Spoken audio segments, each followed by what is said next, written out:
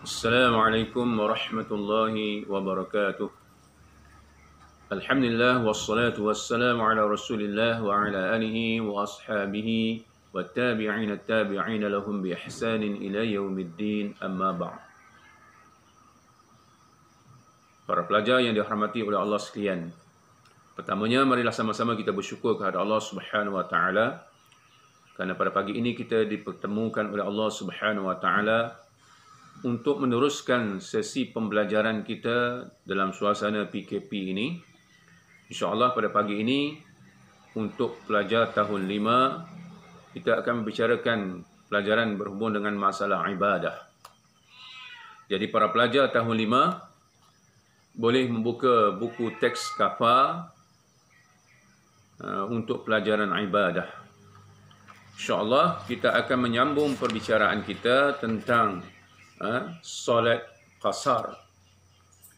Kalau pada sesi yang lalu kita telah membicarakan dan cuba memahami apa yang dikatakan solat jamak, dan pada pagi ini insya-Allah kita akan berbincang dan memahami apa yang dikatakan solat qasar itu.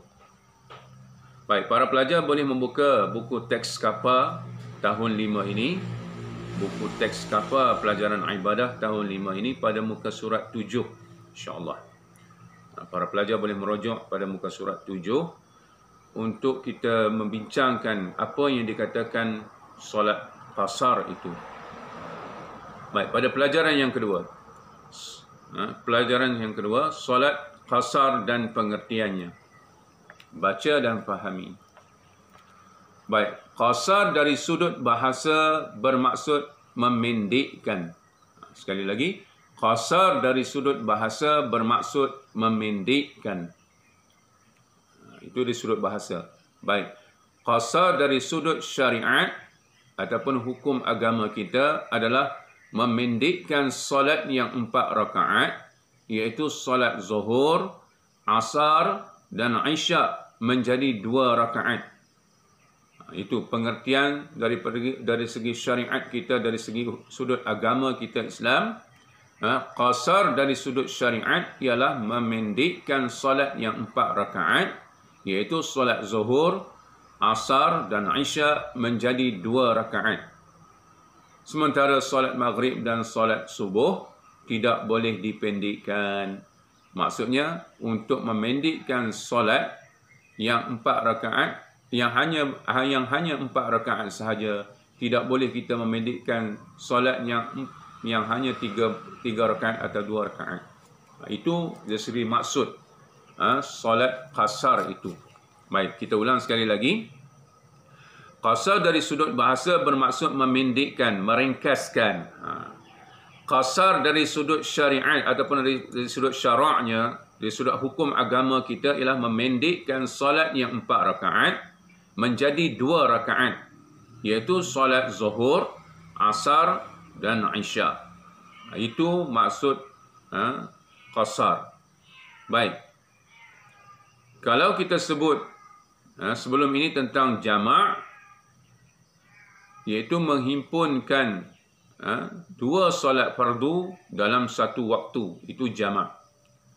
Jadi sekarang dalam suasana yang tertentu, bagi orang yang musafir khususnya, boleh dia bersolat jamak dan qasar.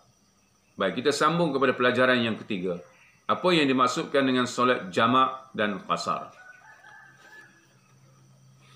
Solat jamak dan qasar adalah mendirikan dua solat dalam satu waktu dengan memendekkan solat yang 4 rakaat. Itu maksud solat jamak dan qasar, iaitu mendirikan 2 solat fardu dalam satu waktu dengan memendekkan solat yang 4 rakaat.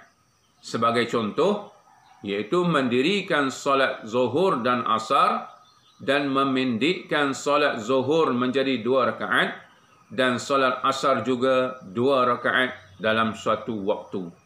Itulah yang dimaksudkan dengan jamak dan qasar.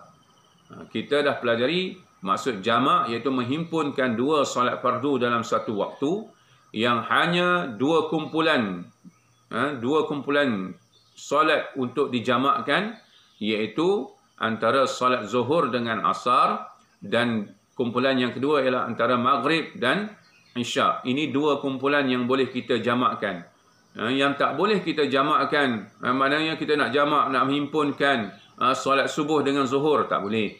Ataupun kita nak menghimpunkan solat asar dengan maghrib, tak boleh. Kerana itu bukan kumpulan yang dibolehkan untuk kita menghimpunkan solat-solat jamak tersebut.